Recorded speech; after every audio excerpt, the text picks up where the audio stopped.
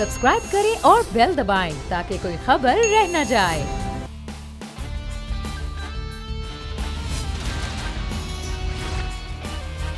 अस्सलामुअलैकुम। The special report with Mudassir Iqbal के साथ हाजिर खिदमत है। नाज़रीन, आज बड़ा एक अहम मामला रहा है सुप्रीम कोर्ट में, क्योंकि आज ये तस्वुर किया जा रहा था कि शायद अब लार्जर बेंच के मामला होंगे पंजाब के इलेक्शन के, लेकिन 3 रुकनी बेंच ने ही आज केस की समाअत भी की है।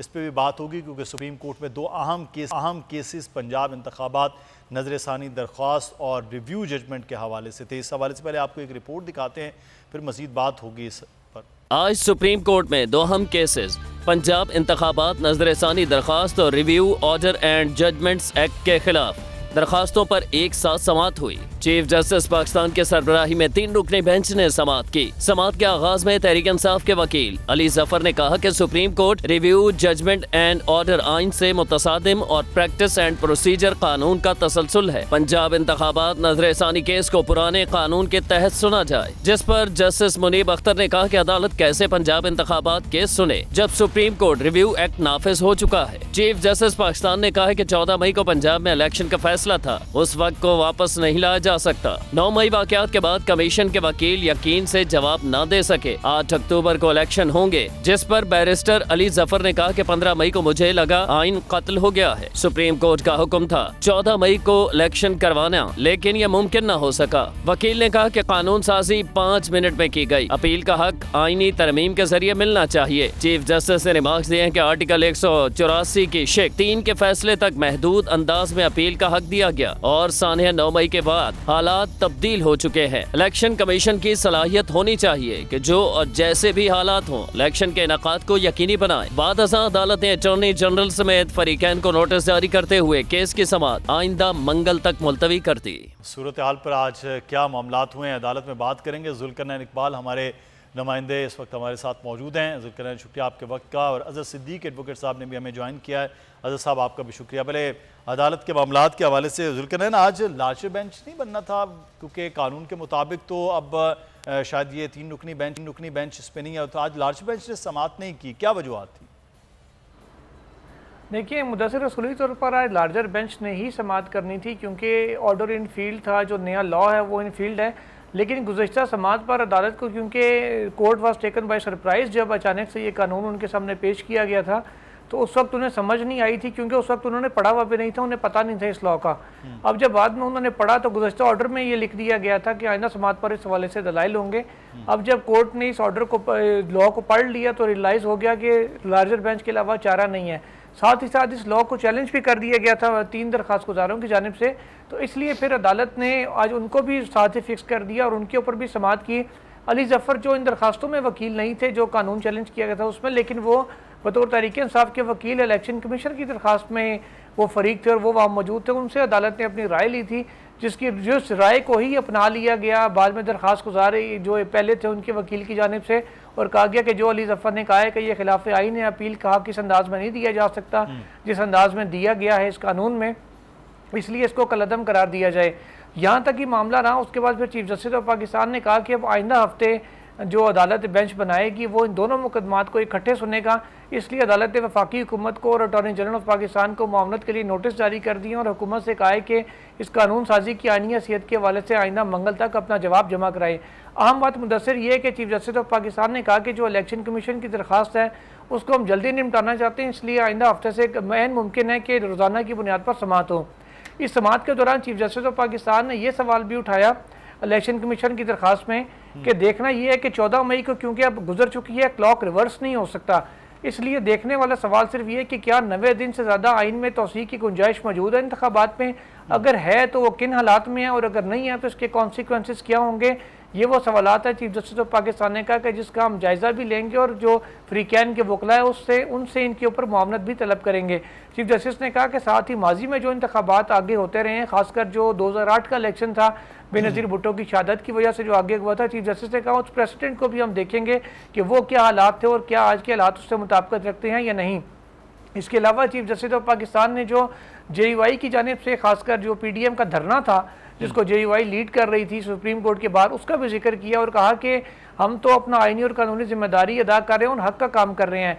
हुकूमत ने हमारे दरवाजे के बाहर एहतजाज किया और एहतजाज करके क्या जो निज़ाम इंसाफ था और इंसाफ की फराहमी थी उसमें रुकावट डालने की कोशिश की गई थी, और हक के काम में जो भी रुकावट डालता है फिर उसके कॉन्सिक्वेंस होते हैं। इस बात के बाद चीफ जस्टिस ने कहा इस मामले को यहीं छोड़ दें, इसके ऊपर हम मजीद बात नहीं करेंगे। अब अदालत ने अटॉर्नी जनरल ऑफ पाकिस्तान को कहा है कि वो अदालत की मुआवनत करें अंडर ऑर्डर 27A, और हुकूमत इस हवाले से अब अपना जवाब जमा कराएगी आइंदा समात पर। इम्कान यही है कि अब जो लार्जर बेंच चीफ जस्टिस तश्कील देंगे, जो 5 रुकनी बेंच इस मामले के ऊपर समात करेगा। और एक गलती भी चीफ जस्टिस ऑफ पाकिस्तान ने पॉइंट आउट की इस कानून में अपील के हक के हवाले से, वो उन्होंने कहा कि इस पर अटॉर्नी जनरल से पूछेंगे कि यह गलती कानून में क्यों की गई है, इस हुक्म क्यों छोड़ा गया है और इस हवाले से हुकूमत के क्या इरादे हैं। तो ये वो खुलासा है आज पूरी समात का जो आज सुप्रीम कोर्ट के 3 रुकनी बेंच ने की थी। सही, अच्छा इस पर हम मजीद बात करते हैं जुल्करन। मैं इस पर कानूनी राय एडवोकेट अज़र सिद्दीक साहब आज ख़ास से फ्रेश भी और जवान लग रहे हैं, मुझे तो स्क्रीन पर नज़र आ रहे हैं। अज़र साहब, पहले तो सर ये 9 मई से आगे चलता ये चीज़ें बहुत आगे जा चुकी हैं। अब इस केस में क्या हो सकता है, क्योंकि कहा कि 90 दिन का इलेक्शन है कि हमने ये देखेंगे कि आइन में अगर है तो उससे नहीं किया जाता तो उसके कॉन्सिक्वेंसेस क्या होंगे। अब इस केस में क्या हो सकता है, ऐसा मालूम हम मेरे जैसे तालिब इल्म को तो लग रहा है कि शायद बस अब ठंडा काम हो गया है कि इलेक्शन नहीं हुआ, जिसकी जिम्मेदारी थी इलेक्शन कमीशन की, अब मामला आगे जा चुके। बहुत शुक्रिया मुदस्सर। चलें, चेहरे पे फ्रेशनेस आनी चाहिए, इंसान को जवान भी लगना चाहिए, महसूस भी होना चाहिए, तो ये तो एक अच्छी आदत है ना। आप तो हमेशा रहते हैं। अच्छा चलिए, बड़ी जबरदस्त बात है। देखिए, हम 2-3 चीजें बड़ी अहम है। एक तो आपको पता है कि यहाँ हमारे यहाँ ना नकल जब करनी हो तो अकल की जरूरत पड़ती है। हमारी जो गवर्नमेंट है ना, ये जो कि जातियात, ये अपनी साइंस लेकर चल रही है। ये आईन पाकिस्तान 1973 पे तो यकीन रखती नहीं है। इन्होंने वो PDM का एक आइन बनाया, वो आपके पाकिस्तान में इस वक्त आइन का निफाज नजर नहीं आएगा। इन्होंने पहले एक कानून बनाया, आप अंदाजा लगाए ना, पहले review order and judgment act बनाया और उसके बाद रिव्यू एक्ट बना दिया। अब दोनों में फर्क ये समझना है, रिव्यू होता है, रिव्यू अपील नहीं हो सकती। देखिए, कानून जब अपील फराहम करता है, सुप्रीम कोर्ट ने अपील फराहम किया हाई कोर्ट के ऑर्डर्स किया गया। अब सुप्रीम कोर्ट के ऑर्डर के अपने अगेंस्ट रिव्यू नहीं हुआ, अपील नहीं हो सकती जब तक आइन में तरमीम ना हो। अच्छा, इन्होंने उस रिव्यू क्या किया कि अपना ना, अब यूं कह दें कि अपना चांदी के ऊपर सोना चढ़ा के कहें कि ये सोना हो जाएगा, वो पॉसिबल नहीं है। और यहाँ आप रिव्यू आर्टिकल 188 के तहत कानून साजी करें कि अपील हो जाए, तो ये अपील हो नहीं सकती है। तो ये तो दोनों एक्ट जो है ना, मैं खुद इसका हामी हूँ कि रिव्यू के दायरा इख्तियार को बढ़ाना चाहिए, मगर रिव्यू को अपील कह देना ये गैर आईनी होगा और इस बुनियाद पर दोनों के दोनों कवानीन जो हैं वो कलअदम हो सकते हैं। अब दूसरी जो बात आम है कि यहाँ मामला चल रहा है नजरसानी का। अब नजरसानी पहले की दायर की हुई है, या तो नजरसानी में वापस ले लेते इलेक्शन कमीशन वाले। इलेक्शन कमीशन ने नजरसानी पहले की दायर की है ना, उन्होंने नए एक्ट के तहत तरमीम किया। ये मैं एक कानूनी नुक्ता आपके सामने, एक आईनी नुक्ता आपके सामने मैं रख रहा हूं, और वो अब मामला चलना है। अब ये वाला जो एक्ट है, इस एक्ट की आईनी हैसियत भी चैलेंज होगी, जिसके जहत वो लार्जर बेंच सुनने का जो कानून बनाया, जब इसकी आईनी हैसियत चैलेंज होगी, अंडर चैलेंज हो गई है, तो ये तो फिर मामला बैठ के सुप्रीम कोर्ट ने सुनना है। और लार्जर बेंच ऑलरेडी एक मामले में बना हुआ है, आपको पता है, और ये मामले मेरा ख्याल है उसी बेंच के सामने इकट्ठे हो जाएंगे, जो 8 मेंबर बेंच ऑलरेडी मामला को सुन रहा है। तो इनका ये वाला जो मामला है ना, वो बड़ा मुश्किल है। अब अगली बात आती है कि इलेक्शन जो 14 मई का, उसमें 3 कॉन्सिक्वेंस है। एक तो 14 मई में विलफुल डिफॉल्ट हो गया, विलफुल कंटेम्प्ट हो चुकी हुई है, पैसे जो कह रहे थे नहीं दिए, पैसा अकाउंट में आ गया। अब एक एक चीज रिकॉर्ड पे आ गई है। अब जो कि कंटेम्प्ट का फैसला जो है, ये कंटेमनर और जो ऑर्डर पास जो जज है या सुप्रीम कोर्ट है, जो कोर्ट है, उसके दरमियान होता है। अब यहाँ बैठकर सुप्रीम कोर्ट एक तो मामला ये दे सकती है कि कंटेम्प्ट की प्रोसीडिंग शुरू करनी है या नहीं, और दूसरी जो बात है कि अगर वो नजरसानी में तो आप रिव्यू नहीं ना कर, नजरसानी में तो आप डेट आगे नहीं ना बढ़ा सकते आप। अब डेट अगर आगे बढ़ानी है, उसके कौन सा 254 आर्टिकल रेस्क्यू करने के लिए आएगा, तो मोहतरमा बेनजीर भुट्टो साहबा के दौर को, ये तो 9 मई के बाद के वाक़या है ना। क्वेश्चन तो 9 मई, क्वेश्चन तो है कि आपने 14 मई से पहले ही सारा कुछ खत्म कर दिया था, सारा समेट दिया था। 9 मई के वाकयात के बाद अब थोड़े अरसे के लिए आप कह सकते हैं टिल्ट आएगा, लेकिन क्या वो रहा है, कायम रहा है? वो 2 दिन के लिए रहा, 2 दिन के बाद वो सारा मामला खत्म हो गया। तो हुकूमत जो है, मैं और इसमें मैं एक बात बता दूं आपको, इलेक्शन कमीशन पे बहुत सवालात उठ चुके हैं, उनकी अहलियत के ऊपर, काबिलियत के ऊपर। अब जितना मर्जी आप कहते रहे, मैं तो वो 10 फरवरी का फैसला लाहौर हाई कोर्ट का देखे, सुप्रीम कोर्ट बाद में आया था, मैं बार बार जिक्र करता हूँ, वहीं से इलेक्शन कमीशन की नीयत आया थी कि इलेक्शन कमीशन इलेक्शन कराना नहीं चाहती। 10 फरवरी को जब लाहौर हाई कोर्ट के जस्टिस जवाद हसन ने फैसला दिया कि 90 दिन में इलेक्शन कराना है, इलेक्शन गवर्नर तारीख नहीं दे रहा था, इलेक्शन कमीशन को गवर्नर से मुशावरत करके तारीख दी और दोनों भाग गए, ये भी रिकॉर्ड पे है। तो अब थोड़ा कड़वा थोड़ा मीठा हप तो बड़ा मुश्किल है इलेक्शन कमीशन के लिए। अब किसी स्टेज के ऊपर भी बहुत मुश्किल हालात पैदा हो सकते हैं और हुकूमत के लिए भी बड़ा कम रास्ता है। अब देखना ये है कि इलेक्शन होता कब, वो एक अलग बात है। मुदस्सिर, एक बात, क्योंकि आपने प्रोग्राम में शायद वक्फे की तरफ भी जाना हो, एक और बात बता दूं, क्या इन हालात में इलेक्शन अब क्या प्लानिंग हो रही है? जो मैं समझ पाया हूँ कि असेंबलियों की मियाद 12 अगस्त को खत्म होनी है और 12 अगस्त को खत्म होती है तो 60 दिनों में इलेक्शन होंगे। अगर आप 12 अगस्त से एक दिन पहले असेंबलियां तहलील कर दें तो इलेक्शन 90 दिन में होंगे, यानी लिखा हुआ है ना कि वक्त से पहले असेंबली तहलील करें। तो ये अब अगला जो मामला जो चल रहा है, जिस तेजी से अब FIR दर्ज हो रही हैं मुख्तलिफ, तो ये क्या करेंगे, इस वक्त से पहले असेंबली तहलील करेंगे, 90 दिन के लिए केयर टेकर सेटअप लेके आएंगे और वही हाल करेंगे जो पंजाब के अंदर हाल हुआ है। बहरहाल मैं टूटे हुए दिल से या भरे हुए दिल से कहता हूँ कि मुझे इलेक्शन इतनी जल्दी नजर अब नहीं आ रही। तो सूरत हाल कुछ ऐसी ही इत्तलात जो हैं वो हैं। बहरहाल अब देखना ही है कि ये हुकूमत के पास इस्तेकाक है कि वो असम्बलियाँ कैसे तोड़ती है वज़ीर आज़म, या फिर ये मुद्दत पूरी करती है 12 अगस्त तक। अभी तो बजट पे लगे हुए हैं, अब देखते हैं अगली समात पे भी मामलात क्या होते हैं। ज़ुल्करनैन इकबाल, आपको भी बहुत शुक्रिया। हज़रत सिद्दीक साहब सीनियर कानूनदान हमारे साथ मौजूद थे। हज़रत साहब, आपका भी बहुत शुक्रिया। एक ब्रेक की जाने बढ़ना है, ब्रेक लेते हैं, ब्रेक के बाद वापस आएंगे कुछ सियासी मामलात के हवाले से और बजट क्या तैयार हो रहा है इस पर बात।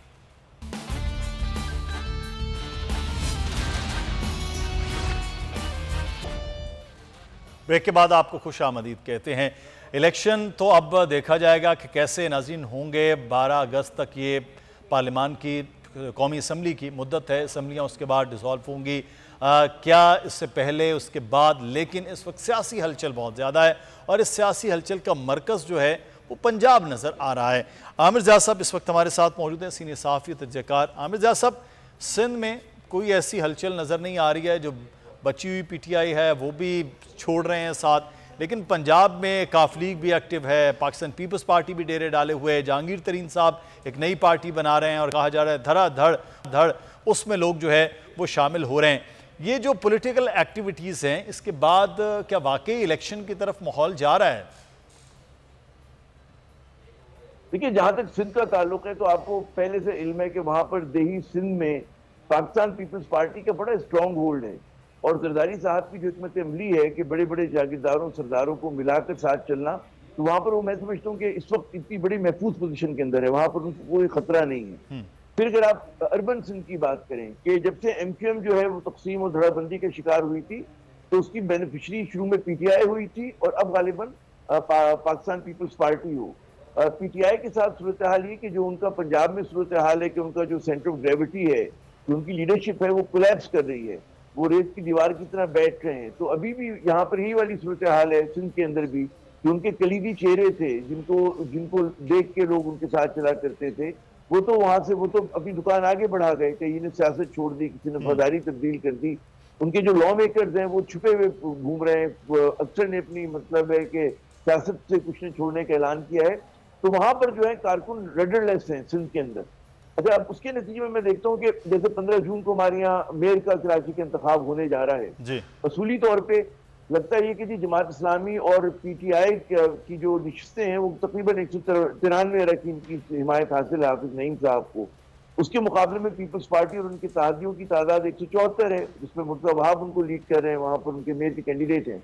लेकिन जो इत्तलात हैं और जो तजिया है उसमें लग ये रहा है कि जनाब कहते हैं ना, आज़ाद शुमार की हेर फेर के बावजूद भी पीपल्स पार्टी जो है वो जीतती हुई नजर आ रही है, क्योंकि PTI के जो अरकान है 63 अरकान है, आपको पता है मुदस्सिर, उसमें जीत कर आए हैं रिजर्व सीट्स को मिलाकर। तो उनमें से अक्सर जो है वो अपनी लीडरशिप के रास्ते में नहीं है। बहुत सारे लोग जो है 9 मई के वाकयात के बाद तायब हो रहे हैं PTI से।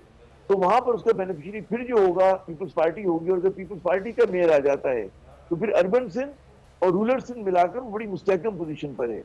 बलूचिस्तान में भी उनकी यही हिकमत अमली रही है पाकिस्तान पीपल्स पार्टी की, बड़े सरदार उनके साथ आ गए हैं। अब उनकी नजर साउथ पंजाब पर है। साउथ पंजाब में भी वही हिकमत अमली है कमो बेश, और वहां पे जो इलेक्टेबल से आपको पता है कि जिधर जाते हैं उनको जरा सी भी टेल विंड मिले तो वो फिर जीत जाते हैं। तो सेंट्रल पंजाब में समझो People's Party is in a much better position. Pakistan Tehreek Insaf की जो मुश्किलात हैं उसमें आपको हर गुजरते दिन के साथ इजाफा होता हुआ नजर आ रहा है, और जब तक वो कहते हैं कि उन पर रात गुजरेगी उस वक्त तक कौन लोग हल्का किए बैठे होंगे, साबिक वज़ीर आज़म के गिर्द एक सवाल है। तो इस वक्त जो है हमारी जो कहते हैं ना कि सियासत बड़ी वोलेटाइल है, फ्लक्स में है, लेकिन एक आसार है कि जनाब इलेक्शन गालिबन हो जाए। अच्छा, क्योंकि इलेक्शन तो होना यूं भी बहुत जरूरी है कि कोई और आईनी और रास्ता नहीं है ना, और क्या करेंगे आप, कितना डिले करेंगे और डिले करके क्या मिलेगा अगर आपको। अच्छा, एक और आमिर साहब बात हो रही है कि 12 अगस्त को अगर ये मुद्दत पूरी करती है हुकूमत, फिर तो आईनी तौर पर वक्त कम होता है। अगर ये एक दिन पहले 2 दिन पहले भी ख़त्म कर दी जाती हैं असम्बलियाँ तो फिर 90 दिन तो वैसे आईनी तौर पर रह जाते हैं। अभी भी 2 सूबों में हुकूमत है, उसके होने पर बहुत से सवाल आईनी तौर पर उठ रहे हैं कि वो निगरान हुकूमत कैसे 90 दिन के बाद तक चल रही हैं। तो ये फिर कोई ना कोई फार्मूला डिले का भी तो हो सकता है इलेक्शन। मुदस्सिर, इस मुल्क में कुछ भी हो सकता है कोई ना कोई फॉर्मूला निकल आएगा, ठीक है ना। तो वो कहते हैं ना कि जरूरत जो है वो रास्ते भी निकाल लेती है, लेकिन जो एक आगे बढ़ने का रास्ता नजर आ रहा है वो ये है कि जी अगर ये पीडीएम को एहसास हुआ कि पीटीआई जो है अब इलेक्ट्रल महाज पर 8 मई वाली पाकिस्तान तहरीक इंसाफ नहीं है बल्कि 9 मई के बाद की है, तो उनको एक उम्मीद होगी, ठीक है ना। और अगर आपको अगला जो कंपल्शन है हमारी मईशत की, जो हमारी जबर है हमारे ऊपर, वो ये कि जनाब हमें अगला जो है IMF का प्रोग्राम चाहिए, वो निगोशिएट कोई नई हुकूमत ही आके कर सकती है कि जिसके पास 5 साल का मैंडेट हो। माशी इस्लाहात अगर करनी है, सब फैसले करने हैं, तो अभी जो बजट आएगा 9 जून का, जिसकी मुझे पता है बहुत भरपूर तैयारियां कर रहे हैं मेरी क्लास के मुताबिक, तो उसमें होना ही है मुदस्सिर के वो हो सकता है खुश करने के लिए आ जाए, लेकिन वो बजट 2 महीने के लिए होगा, 3 महीने के लिए होगा। उसके बाद आएगा वो बजट होगा जो असल बजट होगा बाकी मानदा साल का। उसमें हम और आप अभी रो रहे हैं तो हम लोग फिर गालिबन धाड़े मारेंगे, फिर जो सख्ती होगी यहाँ पर, मतलब माशी जो एक आपके ऊपर एक वो आएगा, प्रेशर आएगा, मिडिल क्लास पर आएगा, मेहनत कशों पर आएगा, लोअर मिडिल क्लास पर आएगा, वो बहुत भयानक होगा। ये अभी तो ये कुछ ना कुछ चक्कर चलाकर आपको रिलीफ थोड़ी बहुत दे देंगे, पॉपुलिस्ट बजट दे देंगे, एक्सपेंशनिस्ट बजट दे देंगे आपको, लेकिन ये मुझे फिर बहुत ज्यादा आगे जाता हुआ नजर नहीं आ रहा है जनाब। ये है कि अगली इंटरिम गवर्नमेंट या अगली गवर्नमेंट के लिए खासी मुश्किलात फिर वो नजर भी आएंगी। बहुत शुक्रिया आमिर ज़िया साहब साथ मौजूद थे, सीनियर सहाफ़ी और तजज़ियाकार। एक और खबर की जानिब बढ़ेंगे, वो खबर ये है कि अब अर्ली मार्केट को बंद किया जाएगा। हुकूमत ने कहा है कि 8 बजे तक मार्केटों को बंद रखा जाएगा। इस पर हम बात करेंगे। इस वक्त हमारे साथ मौजूद हैं अब्दुल रईफ इब्राहिम साहब, चेयरमैन हैं होलसेल ग्रॉसरी एसोसिएशन के। बहुत शुक्रिया अब्दुल रऊफ साहब आपके वक्त का। हुकूमत का फैसला बेहतर अच्छा है कि अर्ली जो है मार्केट को क्लोज कर दिया जाए, बंद कर दिया जाए। रात गए तक एनर्जी है, पार है, उसका बड़ा हुकूमत कह रही है कि वो बहुत बड़ा खर्च है जो हम कर रहे हैं ज़ाया।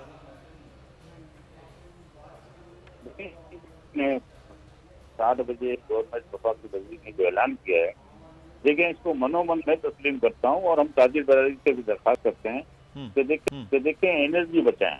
जब बिजली बचाएंगे और डे लाइट से फायदा उठाएंगे तो हमारा ज़र मुबादा काफी बचेगा। तो जाहिर सी बात है घरों में भी लाइटें नहीं होती हैं, ये भी एक प्रॉब्लम है। और हम अपना लाइफ स्टाइल क्यों चेंज नहीं करना पड़ा, हमें लाइफ स्टाइल चेंज करना चाहिए। शादी हॉल भी 10 बजे बंद होने चाहिए, रेस्टोरेंट भी 10 बजे बंद होने चाहिए।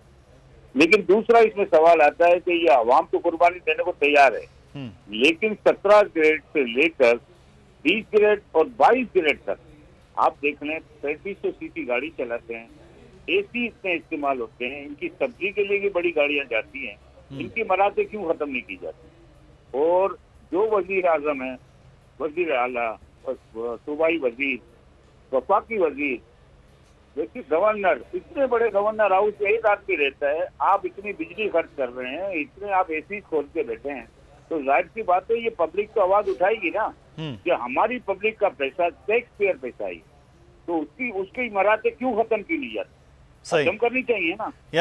मतलब है कि अवाम अगर कुर्बानी दे तो फिर उस कुर्बानी का जो सरकारी अफसरान है या जो सियासतदान है, जो हुक्मरान है, उनको भी उसी तरह से देनी चाहिए। बड़ा इंपॉर्टेंट पॉइंट है। अच्छा, हमारे साथ रहिएगा आप। अब्दुल रऊफ साहब, इस वक्त गिलानी साहब ने हमें ज्वाइन किया है, ताजिर ताद के सरबराह हैं। शर्जील साहब, ये हुकूमत फैसला कर रही है 8 बजे मार्केट बंद करने का, पहले भी ऐसे फैसले रहे हैं, तो क्या आप समझते हैं बेहतर फैसला है? इससे आपके बिजनेस पर तो कोई फ़र्क नहीं पड़ेगा, जो एनर्जी हम ज़ाया कर रहे हैं उसमें वो कह रहे हैं खासी बेहतरी हो जाएगी। एनर्जी तो जो आपकी ज़ाया हो रही है, एनर्जी पहली तो बात ये आप एनर्जी प्रोवाइड कब कर रहे हैं? इस वक्त जितनी मार्केट्स हैं उसमें डे टाइम में 6 से 8 घंटे की लोड शेडिंग है। 10 ओवर के जो वर्किंग ओवर थे उसमें 6 से 8 घंटे तो आप बिजली नहीं देते। और उसके ऊपर आपको पता है कि पिछले दिनों हमारे जो एहतजाज है आपके चैनल से भी कवर किए। हमने पेमरा को खतूत लिखे, हम वफाकी मोहतसिब में गए, हम कोर्टों में गए हैं, हम जो है गवर्नर हाउस में जाके हमने घंटी बजा दी, हमने साइकिलों पे, गदा गाड़ियों पे हर किस्म का एहतजाज कर लिया, रोड बंद कर लिया। इस जुम्मे को हम एमए जिना रोड बंद करने जा रहे हैं कराची इलेक्ट्रिक के खिलाफ। इस वजह ये है कि जब आप एनर्जी नहीं दे रहे आप बचाओगे क्या? आप अपने स्टेट जो वो कह रहे हैं एनर्जी है ही नहीं ना, एनर्जी वो कह रहे हैं हमारे पास है नहीं। अगर हम दिन रात में ही मार्केट्स खोलेंगे तो फिर तो नहीं, अगर एक टाइम होगा तो हम कर सकेंगे। आप बताएं ना, आपकी कितनी मार्केटें रात में खुलती हैं? पूरी आपकी ट्रेड का 20-80% तो आपका 80 से 85% तो दिन में बंद हो जाता है। जैसे कि आपकी जो बड़ी होलसेल मार्केट है सब बंद हो जाती हैं, आपकी कंस्ट्रक्शन रिलेटेड मार्केट तमाम चीजें बंद हो जाती हैं। सिर्फ आपका मॉल्स या कोई इलेक्ट्रॉनिक मार्केट छोटी सी जो है वो थोड़ी बहुत खुली होती है। और फिर आप सिनेरियो देखें कि दिन में आपको 42 डिग्री जब गर्मी है तो बाहर कहाँ होता है? आपने अपनी मैशियत को, आवाम को तबाह करना है, वो इसलिए आप इक़दाम कर रहे हैं। और क्या कर रहे हैं? ये तो आवाम दोस्त नहीं है, ये तो आवाम दुश्मन को आपकी पॉलिसियाँ हैं। आपको ऐसी पॉलिसी तो दें ये जिससे हमें अच्छा नहीं लगता कि हम शाम को 5 बजे घर चले जाएं, अपने बीवी बच्चों के साथ रहें। आप ये देखें हमारी जिंदगी क्या है, हम दिन में भी परेशान है, रात में भी परेशान है ना। हमारे पास कारोबार करने के औकात, लोगों को किराए देने हैं, लोगों को क्या किया जाए? क्या किया जाए शर्जील साहब, क्या हो? आप ऑल्टरनेट एनर्जी का सिस्टम क्यों नहीं ला रहे? आप सोलर पावर के लिए आप ऐसी कोई पॉलिसी क्यों नहीं ला रहे कि हर शख्स सोलर पावर पे चला जाए? और ये जो हमारे इतना पैसा जाया हो रहा है आवाम का, ये बच जाए, ये इतना फ्यूल पे हम इतना पैसा जाया करने से बेहतर है कि हम सोलर पे इन्वेस्टमेंट करते। आप इसमें हमें जो सॉफ्ट लोन दें और लोगों को इसको कन्विंस करेंगे भाई सोलर पे जो जाए। आपने विंड मिल्स क्यों नहीं लगाई? आपने दूसरे टर्बाइंस क्यों नहीं लगाई? पिछले 30 साल 40 साल में कर क्या रही थी हुकूमत? आपके पास एक ही चीज रहती है कि बंद कर दो, ये बंद कर दो, वो बंद कर दो। हम कहाँ खड़े हैं इस वक्त 2023 में? तो अगर ये चीजें बंद होती हैं तो फिर क्या उसके बाद मामलात रहेंगे? आप देखें एक मॉल के अंदर जो शॉप का किराया है ना वो 3 लाख रुपए, 10,000 रुपए पर डे उसको दुकानदार को किराया पड़ता है। इसके बाद वो अपने साथ 3-4 रोकर रखता है। आज बिजली का बिल तो देखें वो 40-40, 50-50 हजार रुपए, सबसे महंगी बिजली जो है वो कमर्शियल जो है ले रहा है। आप कहाँ खड़े हैं? आपको अच्छा बिल पूरे देने, आपको बिल आपका जनरेट होता है कमर्शियल एक्टिविटी में। आप रेजिडेंशियल दे तो लोग आपके 25%, 26% लोग ऐसे हैं जो बिलो पॉवर्टी लाइन है, वो तो आपका बिजली का बिल भी पे नहीं कर सकते।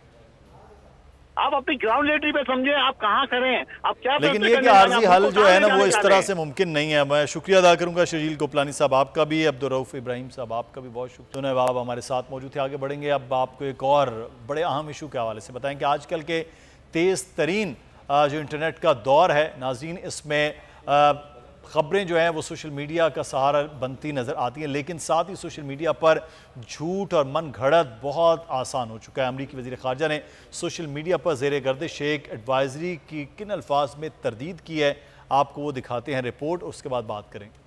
नाजरीन, जर्मनी के साबिक डिक्टेटर एडोल्फ हिटलर के प्रोपेगेंडे के वजीर जोसेफ गोबल्स के बारे में मशहूर था कि वो झूठ को सच में बदलने का गुर जानते थे। उन्हीं से एक बात मंसूब है कि उन्होंने एक मर्तबा कहा था कि झूठ को अगर बहुत कसरत से दोहराएं तो वो सच बन जाता है। पाकिस्तान में सोशल मीडिया की क्रेडिबिलिटी पर हमेशा से ही सवाल खड़े किए जाते रहे हैं। सोशल मीडिया के इस दौर में झूठ गढ़ना और बहुत आसान हो गया। शेयर फॉरवर्ड और कॉपी पेस्ट के इस दौर में किसी भी इत्तला पर यकीन करना आसान नहीं। ऐसी ही एक इत्तला सोशल मीडिया पर ज़ेर गर्दिश थी जिसकी अमरीकी महकमे खारजा ने तरदीद की है। अमरीकी महकमे खारजा का कहना है कि उसने पाकिस्तान सफर करने के हवाले से कोई एडवाइजरी जारी नहीं की है। अमरीकी महकमे खारजा ने इतवार को ट्विटर पर जारी वजाहत में कहा है कि हम पाकिस्तान सफर करने के हवाले से ज़ेर गर्दिश एक जाली सफरी वार्निंग के हवाले से आगाह हैं। सोशल मीडिया पर अमरीकी महकमे खारजा के नाम से एक जाली ट्रैवल एडवाइजरी की कॉपी शेयर की जा रही है। जाली एडवाइजरी में कहा गया था कि तमाम पाकिस्तानी निज़ार अमरीकी और कैनेडियन शहरियों के लिए नई ट्रैवल एडवाइजरी जारी की गई है कि वो सफर के लिए समंदर पार पाकिस्तानियों के लिए स्मार्ट गैर कौमी शनाख्ती कार्ड इस्तेमाल न करें, बल्कि अमरीकी और कैनेडियन पासपोर्ट पर पाकिस्तानी वीजा हासिल करें। ताहम अब अमरीकी महकमे खारजा ने अपने बयान में एडवाइजरी को जारी करार दे दिया है। आपने देखी है, अब हम इस पर बात करेंगे। ज़ैन कुरैशी साइबर लॉ एक्सपर्ट हमारे साथ मौजूद हैं। ये जिस किस्म की ये खबरें, ये चीज़ें, ये झूठ है, क्या तदारुक और किस तरह से इनके खिलाफ चीज़ें की जा सकती हैं? देखिए, सबसे पहले तो मैं ये बताना चाहूंगा कि फेक न्यूज़ जो है उसमें आमतौर पे जो एक चीज़ देखी गई है वो ये देखी गई है कि सबसे पहले उसको स्प्रेड करने के लिए सोशल मीडिया के ऊपर फेक अकाउंट्स बनाए जाते हैं, और उसके बाद ये देखा गया है कि फेक न्यूज़ जो है वो आमतौर पे जब भी स्प्रेड की जाती है वो सिर्फ उसका एक फॉरम को उसमें इस्तेमाल नहीं किया जाता, या एक सोशल मीडिया प्लेटफॉर्म उसमें इस्तेमाल नहीं होता, उसमें मुख्तलिफ सोशल मीडिया प्लेटफॉर्म्स पे इस्तेमाल किया जाता है। जैसे मिसाल के तौर पे एक जगह पे वो किसी फेसबुक पे अगर अपलोड की जा रही होगी तो साथ ही देखा जाएगा कि डिफरेंट व्हाट्सएप ग्रुप्स में भी वो सर्कुलेट कर दी जाती है ताकि ज्यादा से ज्यादा लोगों के अंदर वो सर्कुलेट हो। और फेक न्यूज में सबसे बड़ा इशू ये आता है कि लोग जो है वो उस खबर को वेरीफाई करना नहीं सीख पाते कि इसको वेरीफाई कैसे करना है, और इस वजह से होता ये है कि आमतौर पर लोग ऐसी चीजों के ऊपर यकीन कर लेते हैं जिसकी वजह से आमतौर पर ये देखा गया कि बाज़ औक़ात एग्जाम्स लोगों के कैंसिल हो जाते हैं। बाज़ औक़ात ये देखा गया कि जो है वो ऐसी भी फेक न्यूज स्प्रेड कर दी जाती है जिसमें ये कह दिया जाता है कि आने वाले दिनों के अंदर जो है वो कोई नेशनल हॉलीडे आने वाली है। इसी तरीके से फेक न्यूज मुख्तलिफ किस्म की जो है वो ये देखा गया है कि ये स्प्रेड तो आप जो बात कर रहे हैं ज़ैन साहब, ये बिल्कुल हो गया।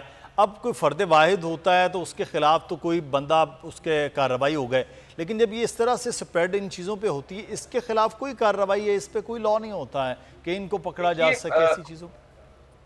देखिए, लॉ के अंदर जो सेक्शन 20 है that talks about the fake news, that talks about the providing of the false information, जहां पे सेक्शन 20 की बात आती है वहां पे ये क्लियरली मेंशन किया गया है कि इस किस्म के जो क्राइम है उसके अंदर जो लॉ के अंदर जो पनिशमेंट प्रोवाइडेड है वो 3 साल है, offence against the dignity of a natural person, जहां पे कोई शख्स जो है वो किसी की रेपुटेशन को हार्म करने के लिए या फिर कोई जो है वो ऐसी इंफॉर्मेशन को स्प्रेड करता है जो कि फॉल्स इंफॉर्मेशन है, जिसमें वो जो है वो किसी की रेपुटेशन को खराब करने की कोशिश कर रहा है, किसी की प्राइवेसी को खराब करने की कोशिश कर रहा है।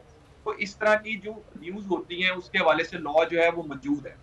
सही, तो ये अब लोगों की भी बड़ी जिम्मेदारी है कि ख़ासतौर पर जब कोई फॉल्स न्यूज़ चलती हैं तो उसको परखना, उसको क्रॉस चेक करना, जहाँ मीडिया में होता है लेकिन सोशल मीडिया बहरहाल उसमें उस तरह से चेक नहीं हो पाता। बहुत शुक्रिया ज़ैन कुरैशी साहब के साथ मौजूद थे, साइबर लॉ एक्सपर्ट। प्रोग्राम से मुदस्सिर इकबाल को इजाज़त दीजिए, अपना ख्याल रखिएगा, अल्लाह हाफिज़।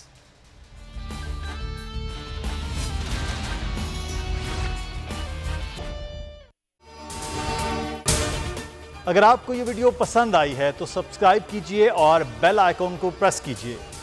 अदलो इंसाफ की बात सब करते हैं, पर हकीकत में सच के साथ निडर होकर खड़े रहने की जुर्रत नजर नहीं आती। बोल ने तश्कील दी 10 कोर्ट रिपोर्टर्स की टीम, जो केस की बेस तक जा पहुंचे। पैनल पे सफ़े अव्वल के legal experts, court round up, Neelam Arshad के साथ, सिर्फ बोल पे। सब्सक्राइब करें और बेल दबाएं ताकि कोई खबर रह न जाए।